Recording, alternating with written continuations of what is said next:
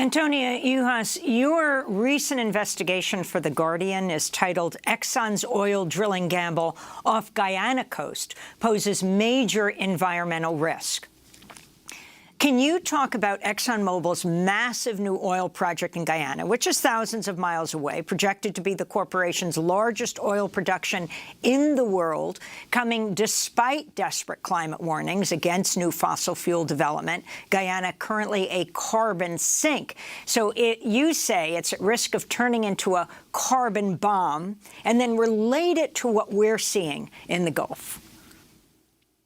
Yeah, so Exxon has said that it is committed to helping meet the Paris climate goals of reducing global warming to 1.5 degrees Celsius above pre-industrial levels. It has said that it is aware of the climate crisis and is taking steps to reduce things like flaring of methane and to move into a less carbon-intensive model of production.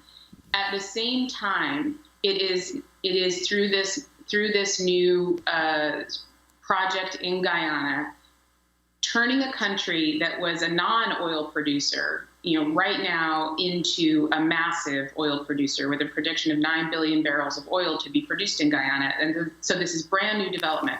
Exxon moved in 2015, started production in late 2019, so is making this decision now at a time when institutions, including the International Energy Agency, have said to avert the worst of the climate crisis, there can be no new fossil fuel production. And in the midst of that, consensus emerging, Exxon's going to bring its largest oil production, predicted to be its largest oil production in the world, online in Guyana. So that is obviously a huge mismatch of rhetoric and reality.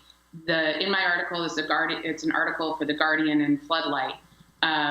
I found that this production would release 125 million metric tons of carbon dioxide per year from 2025 to at least 2040. That's the equivalent of 15 coal facilities operating every year annually. But not only, and Exxon is flaring consistently from these operations, even though it said that it would not, and it's not supposed to, and that also releases methane and more carbon-intensive operations. But in terms of the safety to communities and lessons learned from things like the BP Deepwater Horizon disaster here in the Gulf of Mexico, I had Dr. Robert B., who is one of the world's most renowned experts at the University of California, Berkeley, and one of the most trusted experts on the BP Deepwater Horizon disaster, many other offshore disasters, formerly worked for Shell, reviewed 1,000 pages of Exxon's permits and other submissions to the government of Guyana for its offshore operations there. And these are deep water, ultra deep water operations, very technologically complex, very risky operations off the shore of Guyana. And he said that Exxon's plans were superficial, were putting forward improbable predictions of what their capacity was to address and put in place the necessary safety mechanisms for operating in this dangerous type of production, and that they were taking, and what another person I interviewed, Dr. Vincent Adams, who is the former head of Guyana's Environmental Protection Agency, as well as Melinda Janke, an international environmental lawyer from Guyana, who wrote many of Guyana's environmental laws, they both said Guyana completely lacks the capacity to oversee these operations, to be a regulator of these operations. Those two pieces combined made Dr. B very concerned that there is not the safety mechanisms in place here in case there is very predictable outcome with deepwater drilling, a blowout like there was in the case of BP Deepwater Horizon, that they don't have the necessary safety equipment in place, the lessons learned from BP, things like a capping stack, which comes on if there is a blowout to secure in the pipe, a second relief well, which is how the Deepwater Horizon, only after 150 days was finally actually shut in, the Macondo well blowout. And that these are not in place in Guyana, and that he said he is far from comfortable with the safety of these operations, and Exxon should be far from comfortable as well. Well, before we end this part of the discussion, I want to go back to Monique Verdun of the Homa Nation. Your group is called Another Gulf is Possible. As we begin to see the level of destruction, what is possible? Well, I mean, the only thing that's really possible right now is for people to support people as best they can.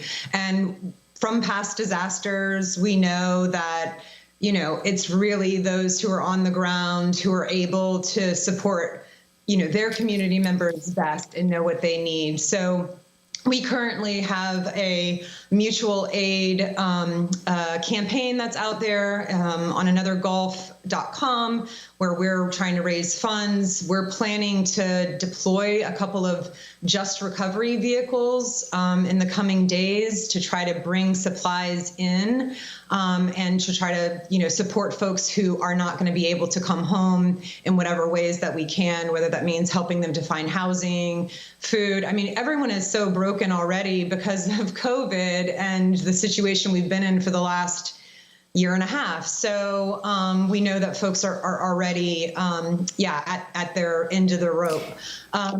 And then also we're trying to just, knowing that this is not going away, right? We're in the climate chaos dance for the now until. And so what kind of equipment can we give to folks so that they can be as resilient as possible in these times on their own? So we've been also deploying these just recovery kits, which include a big Berkey water filter and a little solar pack, because we know that those two simple items can really be life-saving. So that's where we're at right now. I mean, I think it's what is our community going to need? And also remembering that this storm is going to pass, but there are other storms that are lining up. And we're, last year was really intense. And I fear that this will not be our last storm this season. Monique Verdun, we want to thank you so much for being with us, citizen of United Homa Nation, now evacuated to Pensacola, Florida. She's with the group Another Gulf is Possible. And Antonia Juhasz, oil and energy investigative journalist, 2020-21 Bertha Fellow, whose recent investigation for The Guardian headlined Exxon's oil drilling gamble off Guyana coast poses major environmental risk. We'll link to it. Next up, we go to Afghanistan. Stay with us.